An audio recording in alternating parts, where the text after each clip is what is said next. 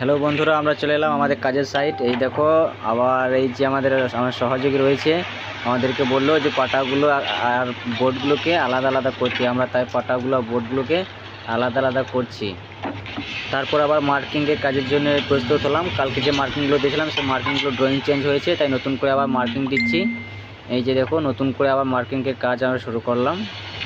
এরপর লাইন দড়িটাকে ঠিকমতো দেয়ালের মধ্যে সেট করে নিচ্ছি, যাতে আমাদের লাইন দড়িটা স্ট্রেট থাকে। আমাদের মার্কিংয়ের কাজ সম্পূর্ণ করা হলো। এরপর মশলা রেডি করছে, এই যে স্যার রয়েছে দাঁড়িয়ে, এবং ওই যে আমার সহযোগী মশলা রেডি করছে।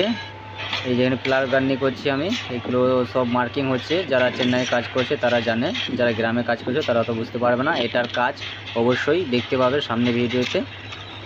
এরপর প্লারটাকে ঠিকঠাকভাবে আমি উলুম করে নিচ্ছি, যাতে মার্কিংকে কোনো অসুবিধা না হয়।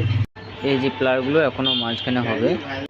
দাঁড়িয়ে দাঁড়িয়ে সারাদিন কাজ করে ক্লান্ত হয়ে গেলাম, তাই একটু বসে বসে কাজটা করে নিচ্ছি। এই যে উলুমটা করছি, দেখো এটা প্লারের মধ্যে সুন্দরভাবে উলুমটা রেডি করে নিচ্ছি, যাতে মার্কিংটা ঠিকঠাক থাকে। আমাদের আজকের মতো কাজ এখানে শেষ হয়ে গেল। এই যে আমার সহযোগী বললাম, সে মশলাগুলোকে করিয়ে নিচ্ছে এবং সেই জায়গাটা পরিষ্কার করে নিচ্ছে, যাতে করে আমাদের ইঞ্জিনিয়ারের স্যার যেন কিছু না বলে। এইটা হচ্ছে আমাদের বিল্ডিংয়ের ড্রয়িং। এই ড্রয়িং অনুযায়ী হবে। এটা প্রথম ড্রয়িং, প্লারের মাপঝোপগুলো এখানে দেওয়া আছে। এই ড্রয়িং অনুযায়ী বিল্ডিংটা কাজ হবে।